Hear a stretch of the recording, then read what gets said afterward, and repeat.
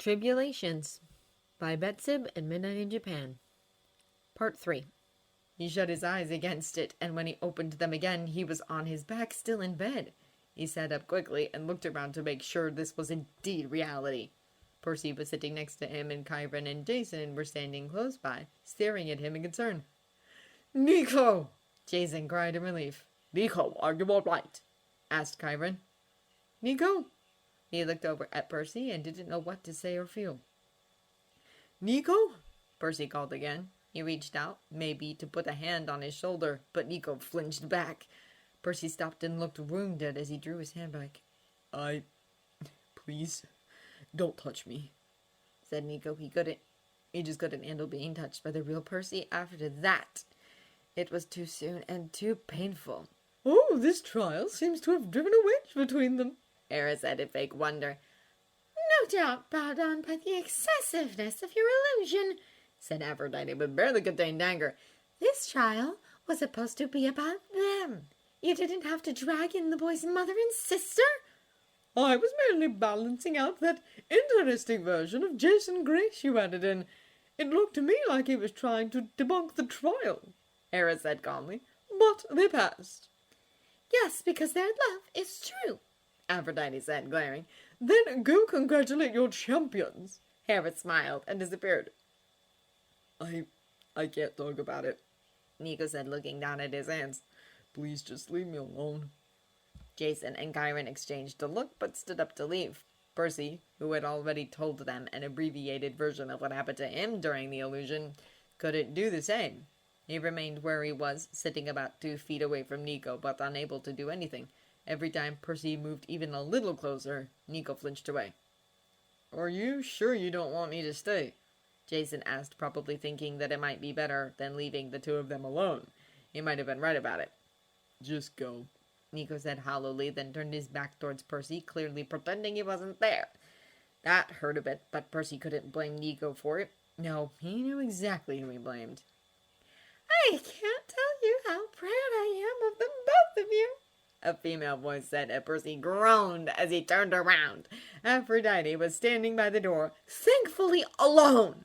At least she had the decency not to act giddy this time. Nico clearly didn't care. "No," he said, not even looking at her. "Not now. Just leave." Percy was a bit surprised. Nico was usually very respectful to gods, even if they were being assholes. Just what had they put him through in the last trial? Aphrodite gave him a sympathetic look and opened her mouth to say something. "Don't even try," Percy told her sternly. "We've earned some rest. Just do as Nico asked and leave."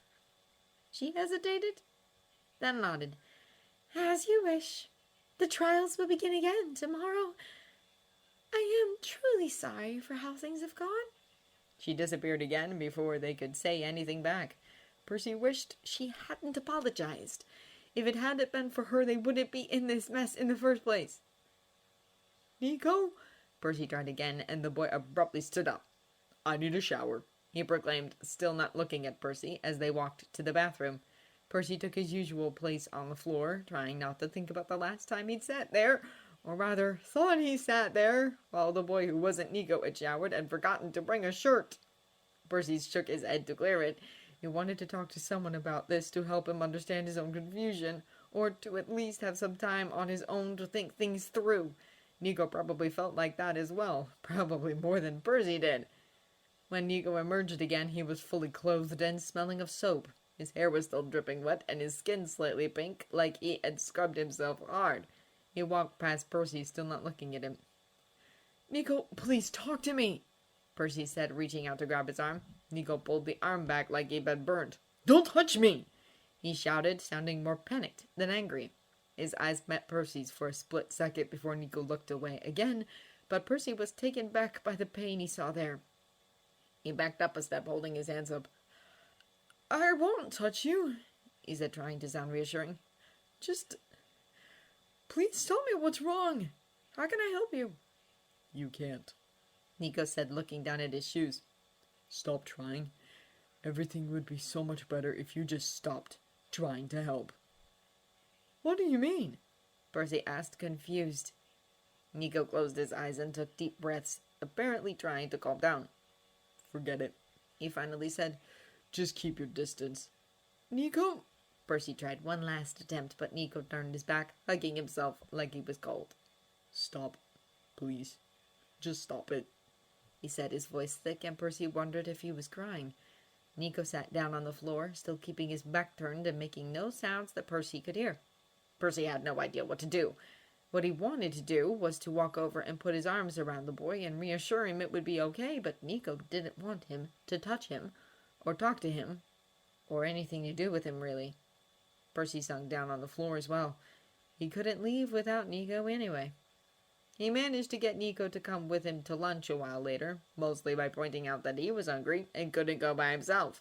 It was clear that Nico came with him solely for Percy's sake, as he was just moving things around on his plate, completely unresponsive. "Nico, you've got to eat," Percy urged. "Come on, you'll need your strength for the trial tomorrow."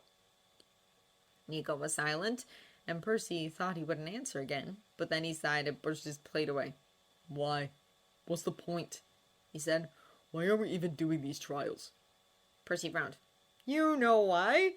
1,000 years of Herod directing love, us being her slaves and all that," he said.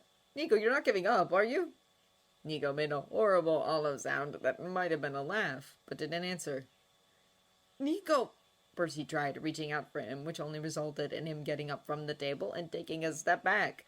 Another step would have caused excruciating pain, but thankfully Nico remained where he was, looking down at his feet.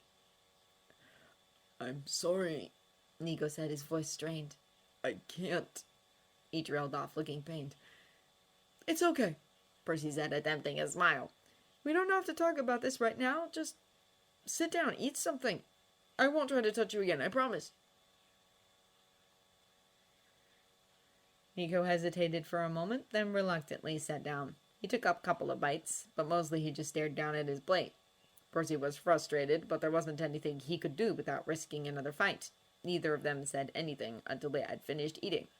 "So, do you want to do something?" Percy asked. "You know, to take our minds off things. I don't know, archery?"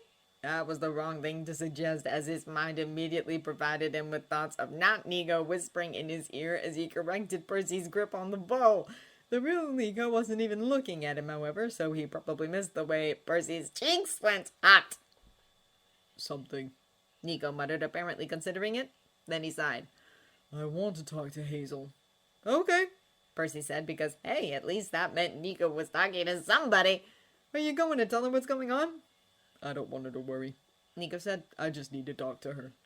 He called Hazel from the beach rather than any of the cabins. Percy hung back as much as he could as Hazel's face appeared in the mist, smiling brightly as they appeared. "Nico, hi," she said happily. "How are things going?" "I can't complain," Nico said. "I just wanted to check up on you." "I'm fine. Frank is taking me to a cafe in New Rome in a few minutes. They apparently make the best brownies ever," Hazel said with a smile before frowning. "Nico, are you sure you're all right?" "I'm fine. Just been having bad dreams," Nico said. "Don't keep Frank waiting. I'll talk to you later." "Okay," Hazel said uncertainly. "Take care of yourself, you hear me?" "I will," Nico said, then broke the connection. He made no move to get up from the beach, so Percy sat down beside him, about a foot away. The silence hung heavy for a long while. Percy kind of wanted to put an arm around him, but he had promised he wouldn't touch him. Finally, Nico let out a sigh. "The last trial," he said, looking out over the water. "What was it like for you?" Percy hesitated, not really wanting to go into detail about it. "Everything was the same, but you were different," Percy said honestly.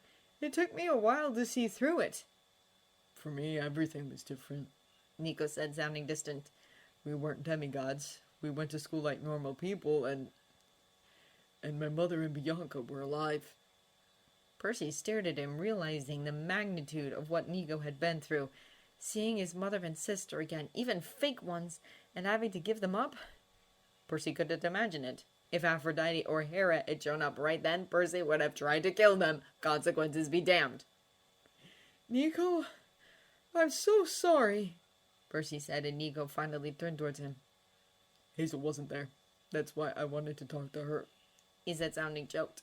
"But you were different, and I can't. He curled up, covering his face with his hands. His breathing was uneven and his shoulders were shaking. Nico was crying and Percy wasn't sure what to do. Hesitantly, he put a hand on Nico's shoulder, only to be shaken off immediately. "Don't touch me," Nico said between sobs, begging rather than demanding. "Please just don't touch me. Not right now. I can't." I understand," Percy said. "Just, if there's anything I can do, just tell me. I'm here. I'm not leaving." "You can't leave. There's a difference," Nico said, moving his hands away from his face and looking up at the sky. Percy could see there were still tears in his eyes, but Nico was furiously trying to blink them away. "Even if I could leave, I wouldn't," Percy said quietly. Nico turned to look at him for a long moment, but didn't answer. With a sigh, he got up and walked towards the water to wash his face. Once he was finished, he walked over to where Percy was sitting. "I'm not good at archery," he said, "but I guess it's something we can do without bumping into each other all the time. Let's go." Percy grinned widely as he followed Nico back to camp. Things remained a little strained between them for the rest of the day, but at least Nico could look at him now. When night fell, he still lay as far away from Percy as he could be without causing them physical pain, and Percy was honestly a little hurt by it. He missed having Nico close and being able to talk freely to him. Still, he understood that Nico needed some space. "You don't think they would give us another trial like that, do you?" Nico asked, though he still had his back turned. "I seriously doubt it," Percy said. "They wouldn't put us through the same thing twice." "I don't think so either, but still," Nico said weakly. "I don't really want to go to sleep." "Me neither," Percy confessed. "But we have to." "I know. We need our strength for the trials," Nico said, sighing deeply. "We're still doing them then?" "You were right. We need to finish this," Nico said, "and I don't want to have gone through that for nothing." "You won't have. We'll get through this," Percy said reassuringly, but Nico didn't say anything else. Percy sighed and closed his eyes, doubting either of them would get much sleep that night. They woke up to the sound of Aphrodite's nervous giggle and Hera's unimpressed voice. "Ready for the next trial?" she asked, and Percy groaned as he sat up in bed, trying to blink the sleep out of his eyes. Nico was covering his face with his hands, muttering something about how this had to be a nightmare. Looking at him, remembering what they had put him through, made Percy's blood boil. "No!" Percy said harshly, causing both goddesses and Nico to look at him in surprise. "No, we're not ready," he clarified. "Obviously, we're still in bed. Come back in an hour or so when we've had the chance to shower and eat breakfast." Hera narrowed her eyes at him. "Do you really think you're in any position to make demands?" she asked, her voice dangerously low. "Look, we'll do your damn trials," Percy said angrily, "but give us an hour to get ready. You're already ancient. What does 1 hour matter to you?" Hera glared at him, but Aphrodite just giggled. "We can give them that much, can't we?" she said with a voice like silk. "It's not like we're in any hurry, and watching them do their trials in their pajamas would be ridiculous." "I'll give them half an hour," Hera said with a disgruntled look. Then she disappeared, quickly followed by Aphrodite. Percy watched with some satisfaction. It was a small victory, but it still felt good. "You shouldn't piss them off," Nico said beside them, but his voice had an almost amused undertone. Percy grinned at him. That was a bigger victory right there. "Come on, we haven't got much time. Let's go shower." They got ready in a hurry, more or less running to breakfast to get something to eat before the trial started. As they had experienced before, the goddesses didn't always remember they needed to eat if the trial took a long time. Percy figured there wasn't really any point to trying to figure out what the trial would be like. For all he knew, they could spend the next few hours fighting dragons or being trees. When their half-hour limit was up, the goddesses appeared again. Hera was looking irritated, but Aphrodite was smiling. "Are you ready now?" Hera asked. "Or do you need another hour to calm your nerves?" "That would be nice," Percy said, "but I suppose it would be better to just get this over with quickly." "You might be right. It could very well be over quickly," Hera said, smiling like a snake as Camp Half-Blood disappeared around them. Percy reached out to grab Nico's arm without thinking, but they stayed together this time. A stone corridor appeared before them, and Percy could see it turning in 3 directions at the end. "Here we are," Hera said. "Make it through the labyrinth, and you pass." What labyrinth? Nico asked, but Hera just looked smug and disappeared. Aphrodite stayed behind, looking serious. The labyrinth is dangerous, so be careful, she said. The only advice I could give you is not to get separated. The tether that bound you has been broken for this trial. Percy was about to tell her that they could handle it. They had been through labyrinths before, but as he opened his mouth, no sound came out. Aphrodite gave him an apologetic look, then disappeared as well. Percy shouted after her, trying to tell her to wait, but there was still no sound. Percy? Nico asked behind him. Please tell me there's no light in here and that you can't see any labyrinth either. Percy turned towards him with a frown, trying to ask what he was talking about. Nico was looking around, but his gaze was unfocused, and he was moving his hands in front of him like he couldn't see anything. Which he probably couldn't, Percy realized. Nico was blind, and he was mute. That was the real trial, not the labyrinth. He cursed soundlessly. How were they supposed to communicate? Percy? Nico asked again, sounding uncertain. What's going on? Sighing, Percy walked over to him and took his hand. Nico tried to flinch away from him, but Percy held on. Percy, let go of me! Nico said, but Percy ignored him. This was the only way. He turned Nico's palm upwards and slowly wrote mute into it with his finger. Nico's eyes widened and he stopped struggling. You can't speak, he asked, his eyes aimed somewhere over Percy's shoulder. It was a bit unnerving, considering how piercing his eyes usually were. Stomp once for yes and twice for no, Nico suggested, and Percy stomped once. Nico nodded. So we're going through the labyrinth, mute and blind. Nico sighed, sounding incredibly fed up with the whole thing. Percy could relate. Fine, I'll try to keep my other senses open while you lead the way. Agreed? Percy stomped once, then moved his grip from Nico's arm to his hand and attempted to drag him forward, but Nico snapped his hand back. I can sense you. You don't have to touch me, he said, and Percy groaned, or would have if there had been any sound. Aphrodite said not to get separated, and this was a foolproof way to make sure that didn't happen easily, especially since the tether apparently had been broken. The one time it would have been useful. He wished he could have told Nico that, but instead he just stomped twice and grabbed his hand again.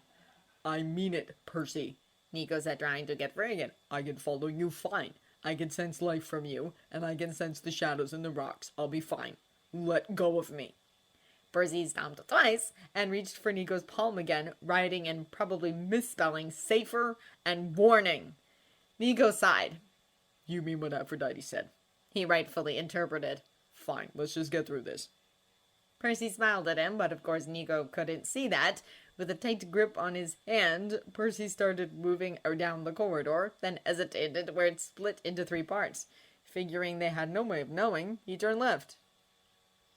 Unless the labyrinth is changing like the one Daedalus built, we should get out eventually by following the wall, Nico said, and Percy nodded.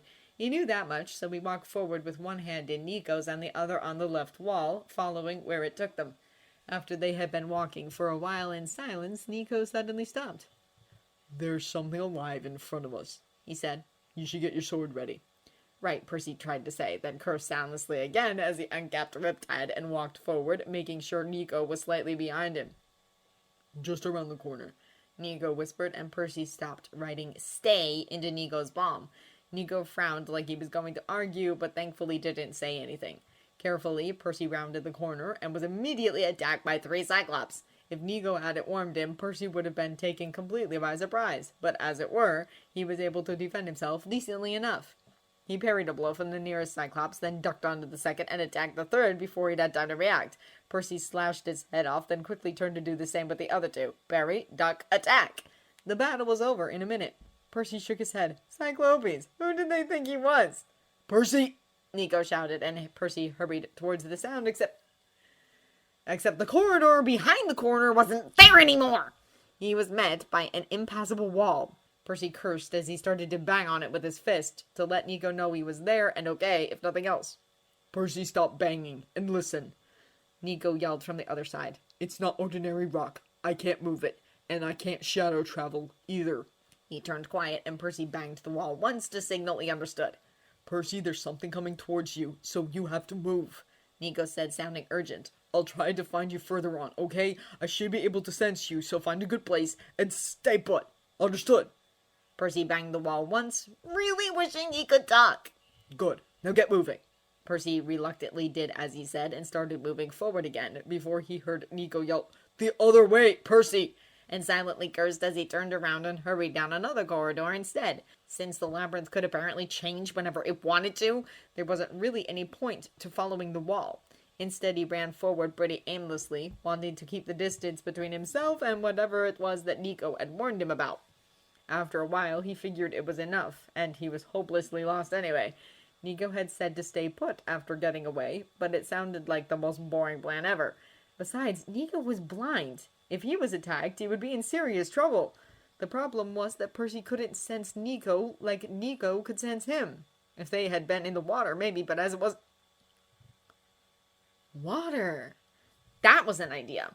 Concentrating, Percy could feel a large body of water somewhere pretty far off. He started walking in its general direction. Of course, the labyrinth didn't allow him to walk straight to it, but he could feel himself getting closer.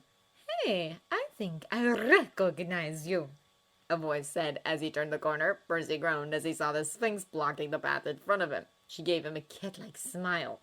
I think you will be pleased to find that I have abandoned the modern pop quiz, she said.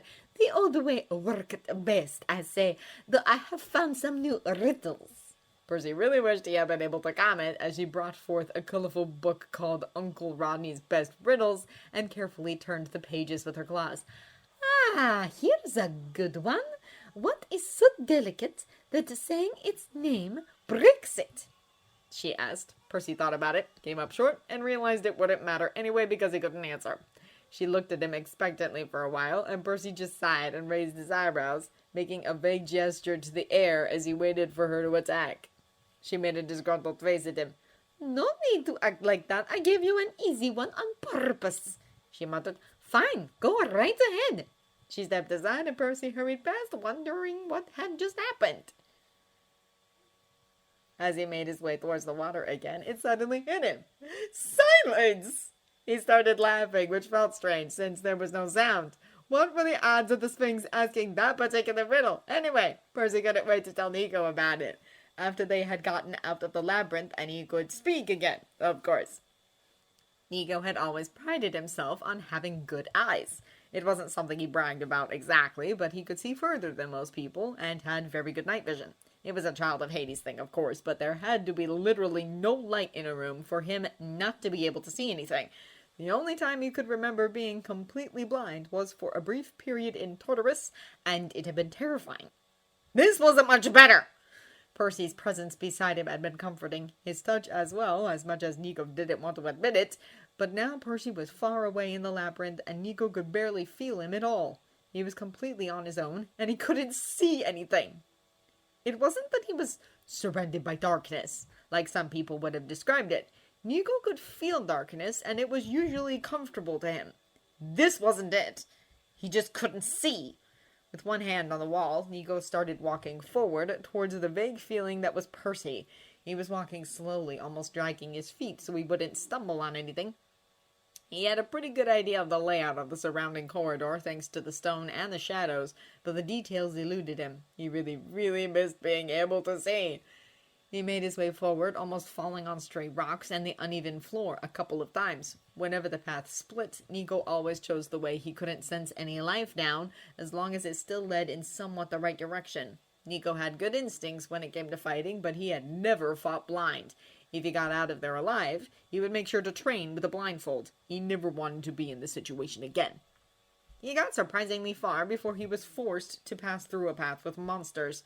Nico hesitated some ways away from them, wondering what to do.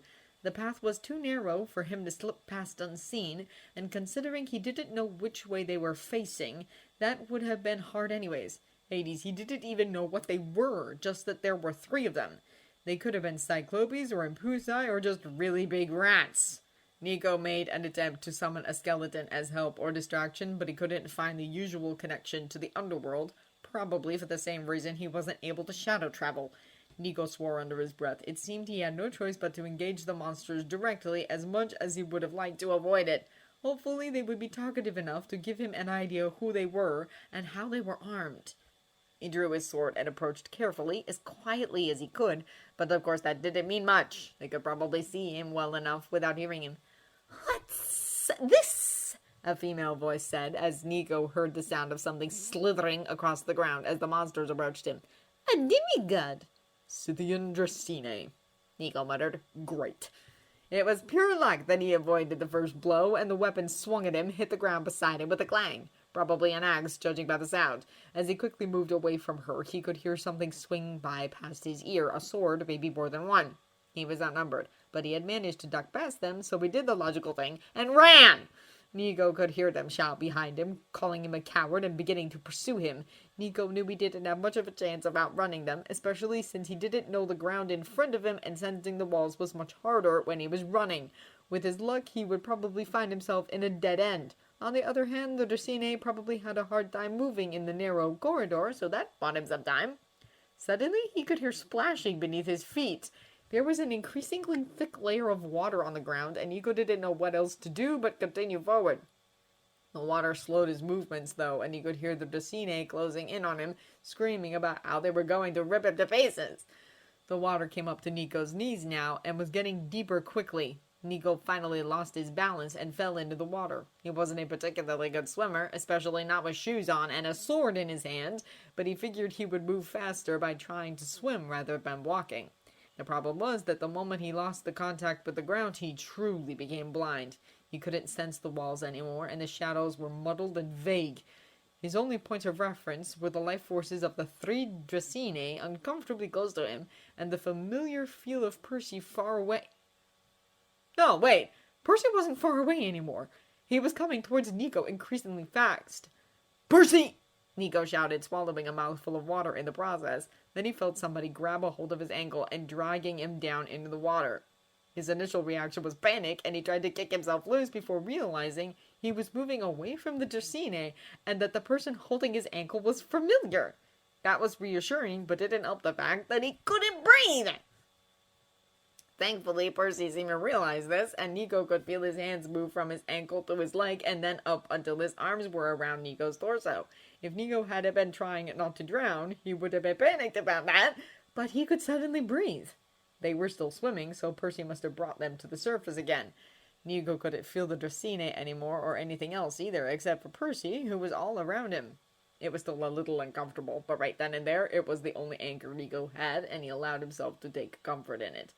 "I told you to stay put," he told Percy without malice, and could hear Percy breathe like he was laughing, though there was no sound. He could feel Percy adjust his grip around him a bit, then they started moving again, though Nico had no idea where they were going. Percy couldn't exactly tell him either, so Nico just had to trust that Percy knew what he was doing, which was frankly quite alarming. It had been a long time since Nico idolized him enough to think he could do no wrong. He knew him well enough now to know that at least half of Percy's plans were stupid, but strangely enough he still felt safe where he was, completely at Percy's mercy. When Nico at long last could feel the ground beneath his feet again, it was as if somebody had turned on a light. Not literally, since he still couldn't see anything, but he could feel the labyrinth stretching around them now. Percy released his grip around Nico, but kept a hold of his hand, tugging him forward. Nico followed, sniffling slightly. He was drenched, and it was pretty cold. Percy suddenly stopped, and Nico could feel his hand almost touching his chest. "What are you doing?" Nico asked, unable to stop himself from blushing. Percy didn't answer, of course, but Nico could feel the water starting to run down his body and away from him. Percy was drying him, Nico understood that, but it was a very strange sensation. Nico shivered involuntarily. He hoped Percy wouldn't realize how little the gesture had to do with the cold. When Nico was dry, Percy took his hand again, and they started walking forward. They walked at a decent pace for a while, then Percy started hesitating, slowing down like he was unsure and uncomfortable. Nico, on the other hand, had felt better than he had since this whole thing started. It took him a moment to connect the two. "It's really dark in here, isn't it?" Nico asked, feeling shadows all around them. "I'm guessing you can't see much." A single stomp confirmed it. Nico nodded. "Let me lead. I think I can find the way." It was easier now than it had been before. Nico was still cut off from the underworld in an uncomfortable way, but he could feel the shadows stretch out around them, telling him of the surroundings. with a firm grip on Percy's hand so they wouldn't get separated again, or so he told himself. He started walking towards the place where he felt the shadows starting to weaken, which would mean light and possibly the exit. As they got closer, Percy started breathing like he was laughing and clapped Nico's shoulder before starting to drag him along again. I take it this means you can see again, Nico said dryly. Percy didn't bother to even stop as an answer. He dragged them through an open space between two thicker pillars of stone, if Nico's senses were correct. Suddenly he was hit by a bright light. Nico let out a yell. The light hurt his eyes and he tried to cover them with his hands. He could feel a warm hand on his shoulder. Nico, are you okay? Percy asked, sounding worried. Sounding worried! Nico forced his eyes open and looked at him. He was blurry and unfocused, but Nico could definitely see the sea-green eyes looking down at him with concern. Nico blinked a couple of times, and the image became sharper. Too sharp, almost. Percy was standing way too close. Nico shook his arm off and took a step back. I'm fine. I can see again, Nico said, looking around. There was a thick stone gate behind them, but otherwise they seemed to be standing in a vast field in the middle of nowhere. I never want to go through that again. Percy laughed a bit. Me neither, he said, clapping Nico on the back. But I shouldn't be complaining. You had it way worse. Again. He sounded bitter, like he was ready to tear the goddesses a new one when they arrived. Nico rolled his eyes. Not being able to speak must have been the worst possible impairment for you, though, Nico said, causing Percy to laugh again, more genuinely this time. Hey, that hurt my feelings, you know, he said, making a show out of being offended. Nico couldn't help but grin at him. Once again, well done, a voice said behind them, followed by a light applause. Aphrodite was standing there looking absolutely delighted. I'll return you to camp now. You really are the best champions I could have hoped for. She disappeared and took the field with her, leaving them back in the Poseidon cabin where they had started. They stood looking awkwardly at each other for a while. Then Percy sighed. I'm sorry. Let's go eat dinner. The events of the day seemed to be tattooed on the inside of his eyelids. He saw them every time he tried to sleep, and whether it was leftover adrenaline or anxiety, he didn't know, but it kept him from calming down and drifting off. He rolled from one side to the other and fluffed his pillow while sighing in frustration until Nico yelled at him. Percy, I'm trying to sleep. He'd been so quiet that in the dark, Percy had forgotten he was there for a second. Sorry, I just can't get comfortable or something, he mumbled. I guess I'm just not sleepy. Well, turn on the lamp and read a book or something, Nico suggested in an annoyed tone. I don't really like reading, Percy reminded him. If there was a TV in here, you'd be keeping me awake with that, Nico interrupted. Do you know any stories? Percy asked hopefully. Are you serious? Nico asked, turning over. The fountain didn't give off much light, but Percy could see that Nico was scowling at him. I just need something else to think about. I keep going over today in my head, and it's making me mad all over again.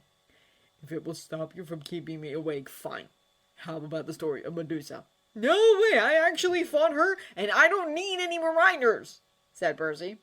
Okay, how about the story of Oedipus? Asked Nico. I've never heard the whole thing, but what I have heard makes me say no. Narcissus, then? The guy who loved himself till he died, Percy asked incredulously. I'm running low here, Sisyphus. Do you know any that don't end in death? Percy asked, exasperated. It's kind of a theme for Greeks. Nico asked flatly. There is one, but... Yeah?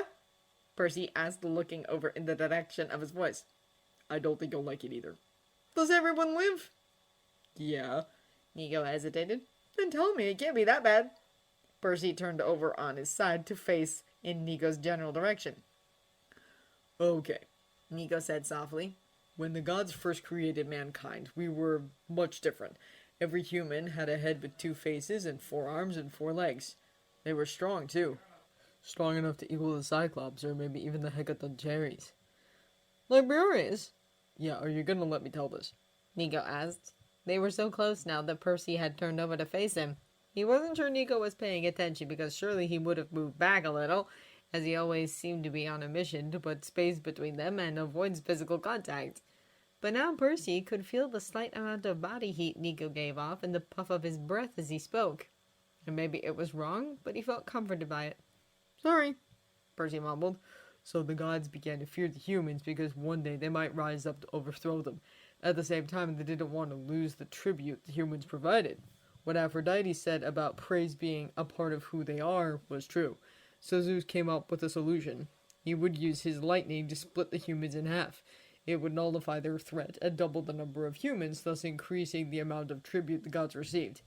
Yeah, that sounds like something they do, Percy scoffed. Anyway, after they were split apart, the humans felt incredible sorrow. They weren't whole anymore and fell into such absolute despair that they stopped eating.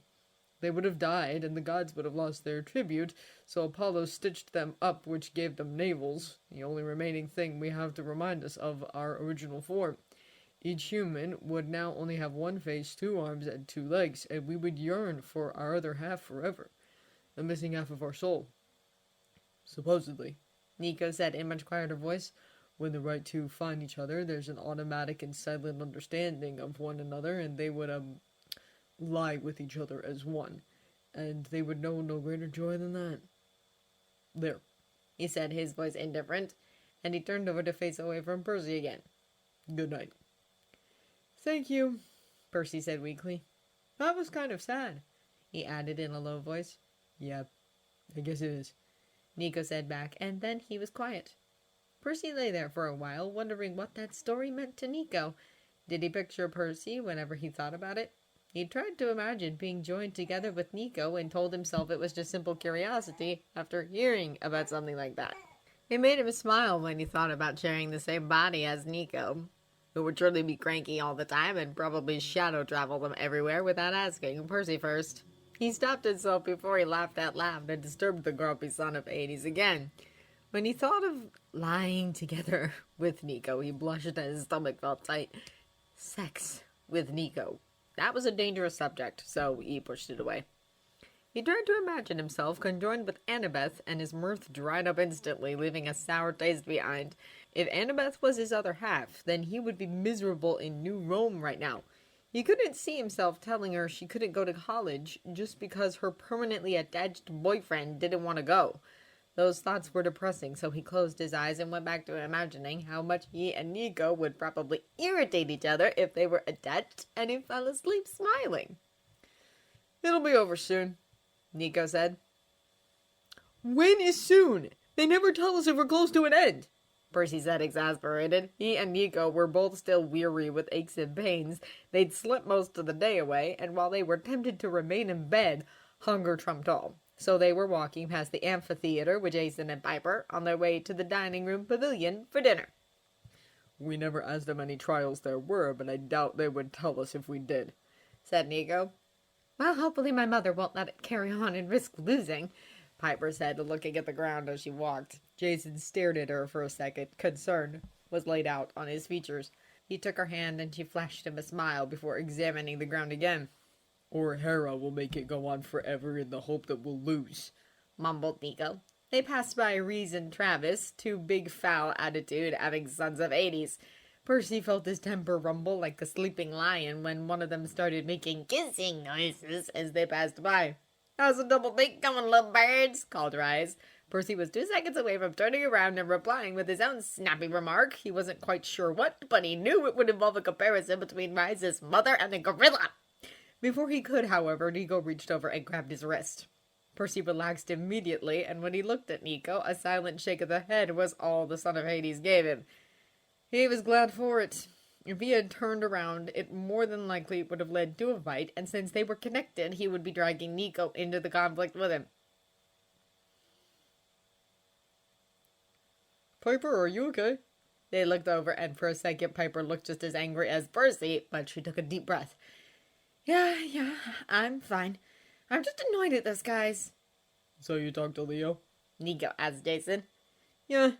Jason smiled absently. It seemed that Leo had the power to amuse him, even from far away.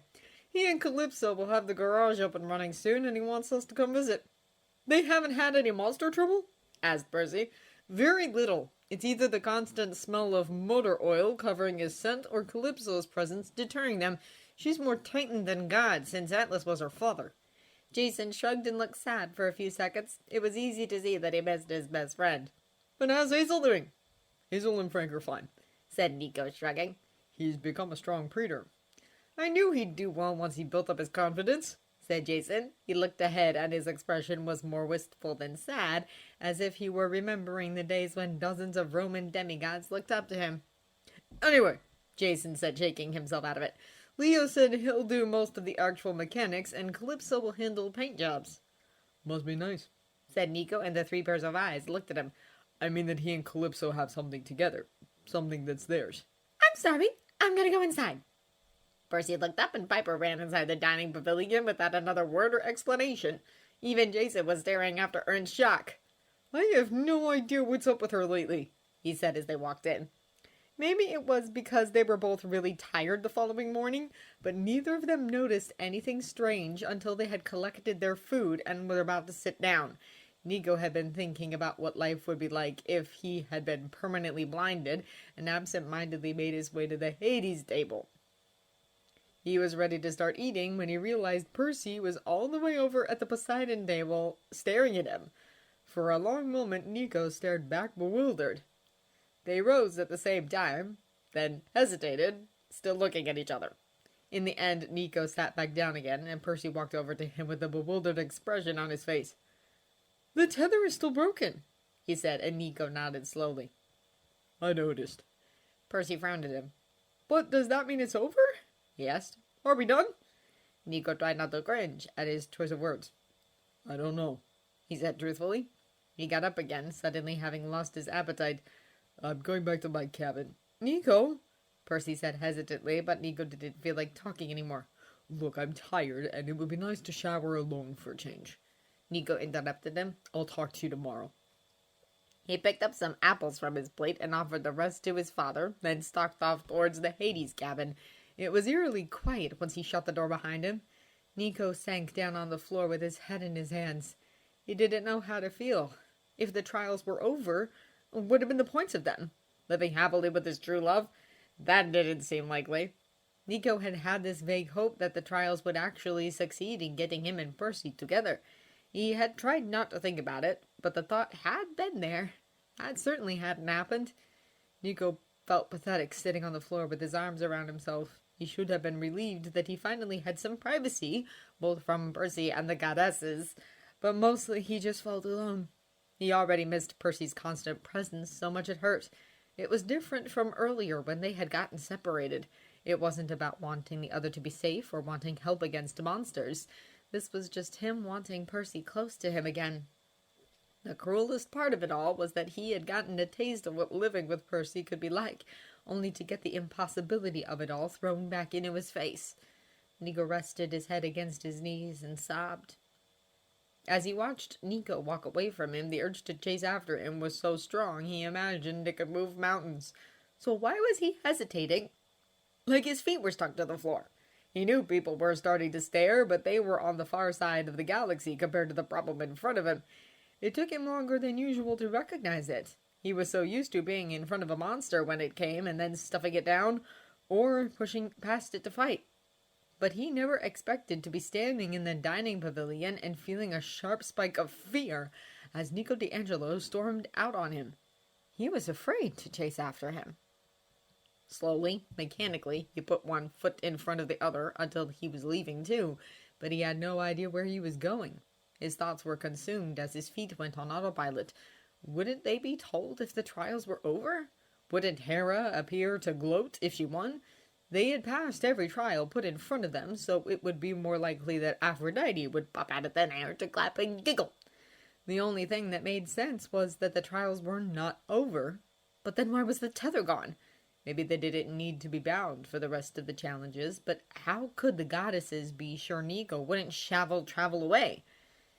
And Percy had practically made a name for himself for sneaking away from camp. He found himself in front of his own cabin door and looked down the green at the Hades cabin. What was he hoping to see? There were no windows, and the only motion he saw was the flickering of the Greek-fired torches on the outside. The temptation to walk down there and knock on the door gnawed at his insides, but instead he pushed his door open and walked into cabin 3. Inside, the mattresses on the floor were the first things he noticed, and he hated the thought of sleeping on them without Nico. At some point in the last few days, he had come to think of it as their bed. Then he noticed Nico's things were still around. Clothes, toiletries, etc. He stood there for a moment, taking it all in, and then went to change into his pajamas. The physical and emotional toll from the trials left him exhausted all the time now, and if he could just go to sleep. At first he headed in the direction of the bathroom until he remembered that he was alone and didn't have to change behind a closed door. Changing out in the open of the room still felt weird, but if the bond was permanently broken, then he needed to get used to being alone again. He sat down on his side of the mattresses and immediately caught a whiff of Nico's scent from the sheets. That spike of fear came back along with a pang of sadness. He ran a hand through his hair and sighed in frustration. That's all it took for him to know he couldn't sleep, at least not without Nico. It frustrated him because it just seemed clingy. He hadn't been like that with Annabeth. Okay, he thought, I miss Nico. He didn't like the way things were right now. He felt like Nico was angry, which he usually was, but he didn't know what about, and he hadn't chased after him because he was scared by the fact that he even wanted to. Was this Aphrodite or the trials? Or Aphrodite and the trials? The coiling feeling of anxiousness in his stomach tightened. He was developing feelings for the son of Hades. It wasn't Nico himself that made him afraid of this. There were a lot of good things about Nico. He could be funny when he wasn't acting surly. He was also really nice when he wasn't trying hard to hide it. Those rare glimpses of positive emotions made him want to dig deeper into Nico, as if he could somehow find them under the ice and drag them back to the surface. And it wasn't like Nico was ugly or anything. In fact, since the dream trial, Percy had noticed his physical appearance more. Thoughts of not Nico entered his head unbidden. There had been something exciting about the way he flirted openly. He could feel his face getting hot as he remembered the way not Nico would just touch him, holding his hand, rubbing his cheek, and then the kiss. Percy had kissed him back. He couldn't lie about that. Would it be like that if he were in a relationship with Nico for real? If they ever got comfortable enough around each other? He fidgeted where he sat on the bed as he felt an unexpected flush of heat all over. He didn't really know what to make of that bodily response. Not Nico told him he was just fighting it because he was afraid. But really, he was only afraid that how he felt was being caused by Aphrodite's influence.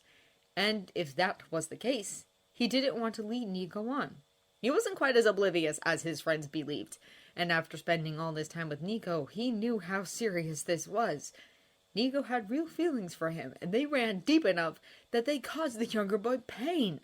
The very last thing he wanted was to cause him more pain, and he could only attempt a relationship with Nico if he knew his feelings were sincere and not the whim of some ever-changeable goddess. There was a knock at the cabin door, and for a second he wanted to ignore it because he thought it might be Nico looking for his things and sprang to his feet. When he opened the door, Piper was standing there. Confused and a little disappointed, he stared at her like an owl. Percy, she said, looking annoyed. She was wearing your damp t-shirt and a pair of holey jeans. What? What's wrong? He asked, confused. Why aren't you with Nico right now? She asked without any attempt at civility. He said stupidly. I saw what happened back there. Why didn't you go after him? She demanded, her kaleidoscopic eyes flashing. He wanted to be alone, Percy said indignantly. And no offense, Piper, but it's not really any of your business. I wish it wasn't my business, she shouted back, and he could see over her shoulder that some of the other campers were looking in their direction. Piper, calm down, Percy said. I'm sorry, she said, sighing. Can I come in? He moved aside for her and turned to close the door. Piper stopped looking down at the bed on the floor and turned to face him. I'm sorry I yelled, but ever since this thing started, it's been weird for me. Yeah, I've noticed the other Aphrodite kids seem to know what's going on, he said. Yeah, but they don't know as much as me.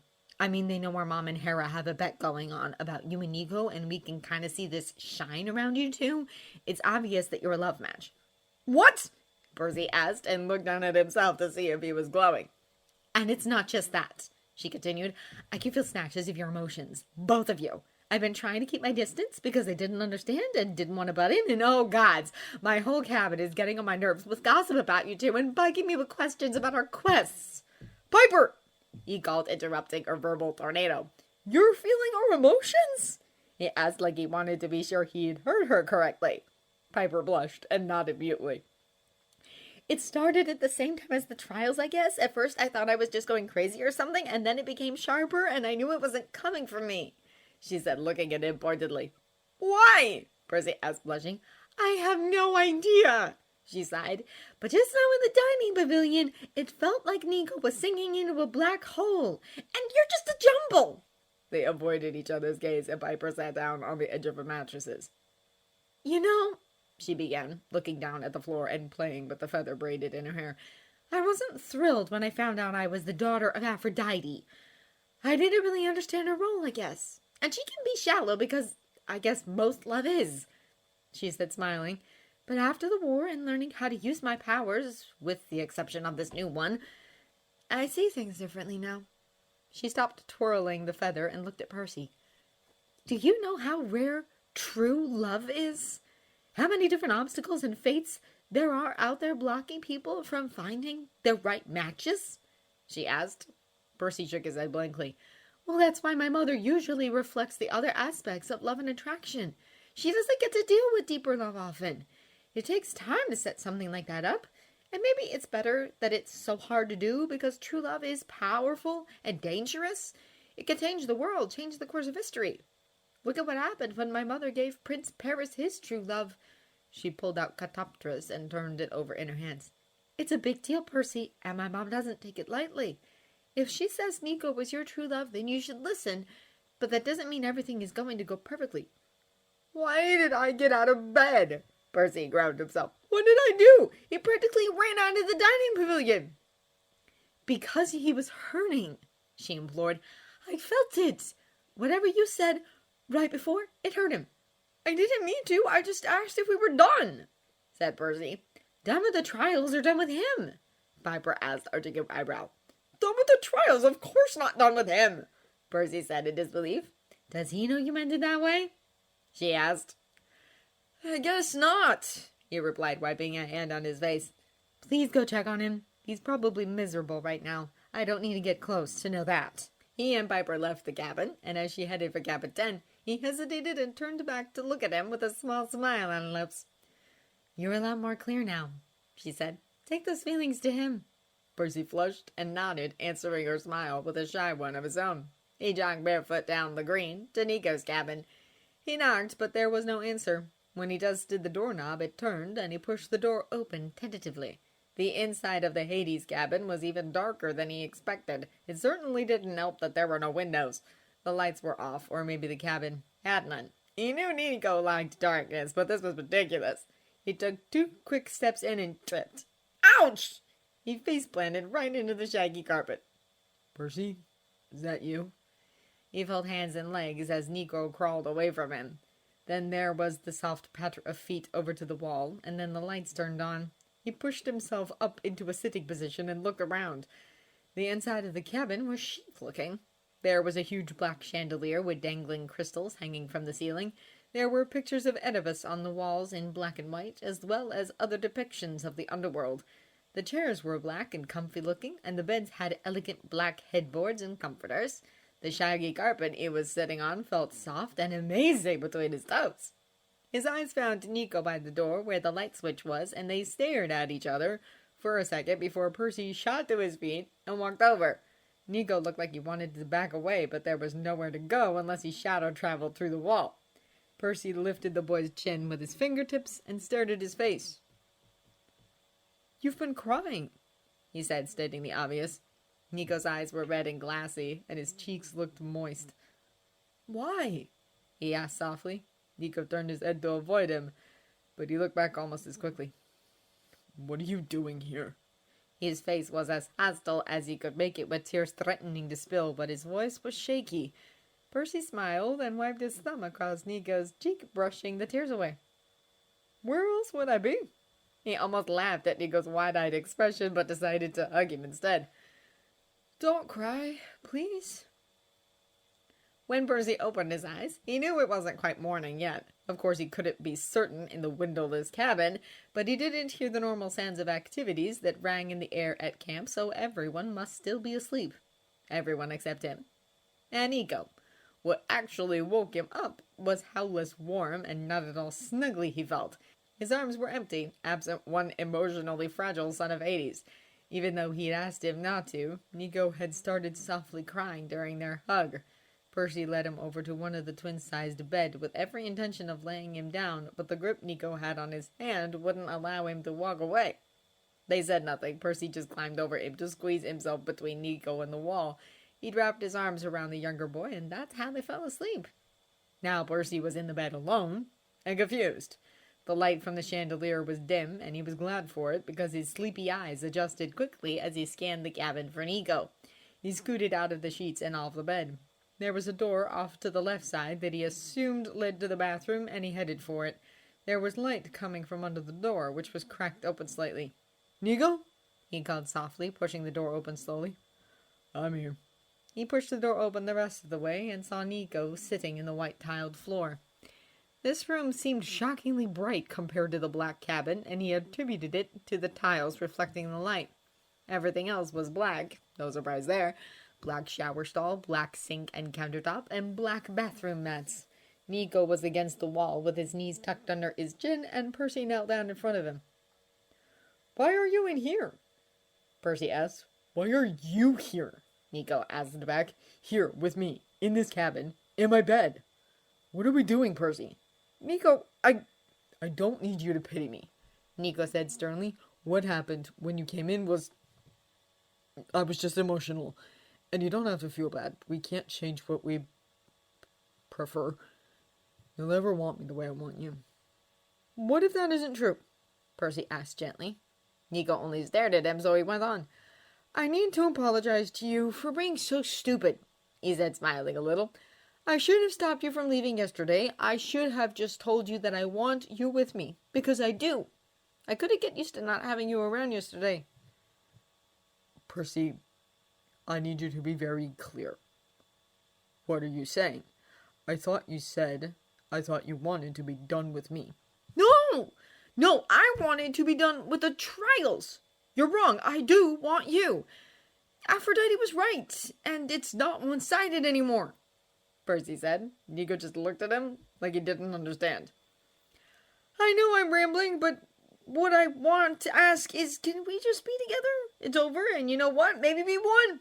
Maybe we haven't heard anything from them, but we're both fine, so maybe this is it. Can't we just try being together and doing that happily ever after thing, please? Percy, Nico said, interrupting him. He was smiling, but still looked like he might cry. Please just shut up. Percy laughed and took his hand. All right, he said, and then leaned over to kiss Nico, despite the slightly terrified expression the son of Hades had when he saw what Percy was doing. Their lips connected in a simple peck that made Percy smile, and he immediately went in for another. So what do you want to do today? Percy asked him softly. Maybe take a nap. Nico replied, blushing deeply. I didn't sleep all night. I know an empty cabin with 2 mattresses on the floor. He grinned, and Nico smiled.